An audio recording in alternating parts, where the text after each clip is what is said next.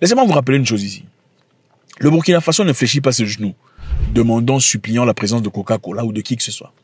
Ils ont démontré leur direction, ils ont dit voilà notre direction, nous allons regarder cette direction ici. Si vous voulez travailler avec nous, vous allez vous accorder à notre direction et à notre objectif. Alors là, on peut travailler ensemble. Tout commence par le respect. Tout commence par le respect. Tout ce qui est de bien, tout ce qui est de positif, tout ce qui est de créatif, tout ce qui est de bénéficiant commence par le respect. Je me souviens très longtemps, j'étais avec quelqu'un que je respecte, plus âgé que moi. Nous étions avec un oncle. Vous voyez, l'oncle qui a l'argent. L'oncle arrivé, le monsieur que je respecte, a commencé à pleurer. Vous savez comment vous pleurez, les Africains? Oh non, les enfants, j'ai besoin d'argent. En train de demander à l'oncle. C'était un papa lui-même, mais demandait à l'oncle. Moi, les enfants, j'ai besoin d'argent, même $600, ça peut... devant moi. Moi, qu'est-ce que j'ai fait? J'ai pris l'oncle. Okay? L'oncle africain, on l'a emmené loin. Okay? On est parti loin, dans un endroit très bien. Restaurant et tout le bazar. On a mangé. On est parti dans ma voiture. On a mangé. C'était une belle voiture. On a mangé. Après avoir fini de manger, j'ai sorti ma carte de banque et j'ai payé. L'oncle, c'était un Richard. C'est un homme beaucoup d'argent, qui avait beaucoup de choses, beaucoup d'institutions, beaucoup d'entreprises. Le grand avec qui on était demandait, oh non, oncle, vous voyez tout ça, les enfants et tout le bazar, j'ai besoin d'argent. Moi, je n'ai demandé absolument rien. Au fait, qu'est-ce que j'ai fait? J'ai fait le contraire. J'ai proposé, j'ai offert, j'ai payé. Il m'a touché. Quand il distribuait l'argent, au vieux qui a demandé là, on a donné $20. À moi, il a remis $800. Je n'oublierai jamais. C'est à peu près $1000. Au vieux, on a donné $20. Le vieux là que je respecte, à moi, on a donné $800. C'est-à-dire quoi? Le monsieur, l'oncle, a respecté d'où venait le respect. Le respect ne s'impose pas, les amis. On n'impose pas le respect. Les gens vous disent, oh, il faut me respecter, je suis plus vieux. Petit, tu es petit parce que tu te comportes comme un guignol. On ne peut pas te respecter. Le respect ne vient pas automatiquement. Le respect se gagne. Le respect se présente d'après votre comportement. Vous allez habiter chez les gens pendant un temps, vous êtes en difficulté et tout le bazar. On va parler du Burkina Faso ici, là. Ne vous en faites pas. Vous habitez chez les gens parce que vous êtes en conditions difficiles. Peut-être que votre épouse vous a chassé de la maison parce que vous êtes gigolo ou enfin bref. Vous êtes dans des conditions difficiles, pas de boulot, tout le bazar. Vous allez chez un ami, chez un proche, chez un relatif, un cousin. Vous y restez, mais vous ne foutez absolument rien. Vous n'achetez même pas du pain. Quand il y a à nettoyer, vous ne nettoyez pas parce que vous êtes beaucoup trop grand pour nettoyer. Comment moi je peux nettoyer la maison, tout le bazar? Vous savez comment vous faites généralement. Et vous vous étonnez quand vous demandez au petit le télécommande, il refuse. Mais le petit, comment il va te donner? Il ne peut pas te donner. Comment il te donne le télécommande? La télécommande, excusez-moi, je ne suis pas français. La télécommande, les francolâtres, la richesse des francolâtres. Pas d'argent en banque, mais français, beaucoup dans la bouche. Le petit ne peut pas te donner la télécommande parce que vieux, tu n'achètes même pas le pain. Même le sucre, tu n'apportes pas. Même le thé, vous voyez les Lipton, rien du tout. Le lait, zéro. Tu peux vivre chez quelqu'un. Tu ne contribues pas beaucoup, mais tu emmènes quand même du sucre. Ou un truc de miel. Ou du pain le matin. C'est comme ça qu'on se fait respecter. Le respect ne vient pas automatiquement. Oh, l'enfant a refusé de me donner le... Non, mais le petit regarde son cartoon et tout le bazar. Comment il va te donner? Il va pleurer. Mais si son papa lui demande, il va donner. Ou un autre monsieur qui n'a jamais été là, il va donner.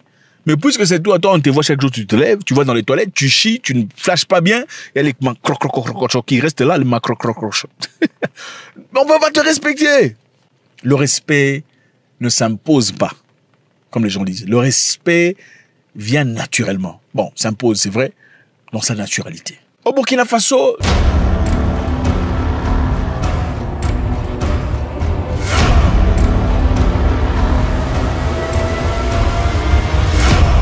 Coca-Cola vient d'investir 60 milliards de francs CFA dans un nouveau projet de construction. Jusque-là, 25 millions de francs CFA a été dépensés dans l'aboutissement de ce projet. Félicitations. Tapez les mains. Non, il faut taper les mains, il faut taper les mains. Il faut taper les mains. L'usine de Coca-Cola ultra moderne, ce n'est pas des anciennetés, ok? S'étendra à 6 hectares et construite par des entreprises locales. Soulignez entreprises locales. Écrivez. Écrivez. Comme mon aîné Franklin Nyamsi me dit, écrivez, allez, écrivez. OK? 6 hectares, écrivez. Coca-Cola. Donc, laissez-moi vous rappeler une chose ici. Le Burkina Faso ne fléchit pas ses genoux, demandant, suppliant la présence de Coca-Cola ou de qui que ce soit. Ils ont démontré leur direction. Ils ont dit, voilà notre direction. Nous allons regarder cette direction ici. Si vous voulez travailler avec nous, vous allez vous accorder à notre direction et à notre objectif. Alors là, on peut travailler ensemble. Le Burkina Faso a choisi une direction dans la vie. Une direction de liberté. Une direction de force. Une direction décisive. Et dit, si vous désirez travailler avec nous, vous ferez les choses conformément à nos désirs. Il y a quelque temps, ils ont chassé les Français. Les entreprises françaises sont parties. Okay? Et beaucoup de personnes, d'ailleurs, il y a des pays scandinaves qui se sont retirés du Burkina Faso, du Sahel, hein, en général. Pourquoi? Après que le Burkina Faso eut dit aux Français de partir. Il y a la Suède et la Norvège qui se sont retirés, disant, on remarque que les intérêts européens ne sont plus soutenus chez vous, alors on se retire. Okay? C'était pour faire quoi? C'était de l'intimidation. Vous savez, un homme fort ne parle pas beaucoup. Un homme fort est calme dans son cadre. D'accord? Un homme fort ne parle pas beaucoup, ne s'exprime pas beaucoup. Pourquoi? Parce que quand tu parles beaucoup, tu feras des erreurs. Numéro 2, tu vas tracer des lignes que les gens vont franchir. Et si les gens franchissent ta ligne et tu ne fous rien, le respect part à travers la fenêtre. 60 milliards de francs CFA, je sais pas combien, mettez ça en dollars. Moi, je connais les dollars, les francs CFA, là. Francs CFA, francs CFA. Il faut éradiquer le franc CFA. C'est les francs français. Bref. L'usine Coca-Cola est ultra moderne. Donc, c'est la dernière série ultra moderne qui sera construite par les entreprises locales. Coca-Cola aurait pu emmener ses propres entreprises. Toi, tu penses que si Coca-Cola va dans un pays africain, un autre en tout cas, il dira non, venez amener vos entreprises locales. Absolument pas. Jamais de la vie il ne dirait emmener vos entreprises locaux. Jamais de la vie. Ça sera d'ailleurs, au fait, votre terrain n'est pas aussi beau que ça. Nous avons des problèmes ici. Il y a problème d'eau, problème sanitaire, problème hygiénique. Nous avons des problèmes de sécurité. Ils vont présenter tous les problèmes possibles et vous soutirez de l'argent par-dessus le marché. Même s'ils sont là pour gagner. Mais dans ce cas ici, c'est eux qui supplient. Est-ce qu'on peut venir? Quelles sont les conditions? Le respect est très important. Le respect personnel. Voilà pourquoi il faut jamais fléchir dans certaines conditions de la vie. Il faut jamais fléchir. Moi, je suis têtu jusqu'à la fin du monde. Je préfère mourir que m'agenouiller. Et malheureusement, ce sont ces genres de personnes qui réussissent. Malheureusement, ce sont ces genres de personnes qui dominent, qui vont à la conquête et prennent ce qui vous appartient. Parce qu'ils n'ont pas peur de mourir. Au nom de l'honneur. Donald Trump récemment est parti ici à Brésil disant, il a envoyé des Brésiliens menottés. Hein, des gens menottés, s'il vous plaît. Des gens dont il a déclaré des criminels. Ils n'étaient pas tous criminels. Il y avait parmi ces gens des docteurs. C'est vrai, ils étaient peut-être criminels dans le cadre où ils sont restés illégalement aux États-Unis. Mais à part cela, la plupart c'était des gens qui travaillaient. C'était des gens honorables. Mais ils ont été menottés. Vous pensez qu'il aurait fait ça pour les Suisses? Non. Vous pensez qu'il aurait fait ça pour l'Arabie? Il y a aussi des Arabes saoudites qui sont aux États-Unis, qui doivent quitter le pays. Ils font partie de la liste. Il y a des Norvégiens qui sont aux États-Unis qui font partie de la liste. Mais jamais il n'oserait faire ça pour eux. Ce n'est pas seulement racialiste, c'est aussi un niveau de respect qu'il a pour ces pays. Le respect est très important. Ibrahim Traoré n'a que 36 ans, c'est un jeune homme. Chez les Africains, oh, il faut me respecter, je suis vieux. Mais attendez, mais tu te comportes comme un gamin, comme un bambin, tu veux qu'on te respecte comment? Tu es là dans le quartier en train de suivre les petites fillettes là, parce que elle a à peine 16 ans, elle est derrière qui se dessine, l'âge de ta fille, tu commences à... Non, mais attendez. Oh, petit, il faut me respecter. Non, attendez, le respect, ça ne s'achète pas, ça ne se donne pas. On paye un prix pour le respect qu'on reçoit. Le respect, il y a un prix pour le respect. En Russie, vous le savez tous d'ailleurs, à un moment donné, l'Occident avait refusé de travailler avec la Russie. Beaucoup d'entreprises ont fermé porte. OK? KFC, McDonald's, H&M, all that stuff. Toutes les entreprises sont parties. Pourquoi? Parce que M. Poutine, d'après eux, c'était le méchant, le brigand. Après avoir fait ses attaques en Crimée et ensuite dans l'entièreté de la grande partie, en tout cas, de l'Ukraine.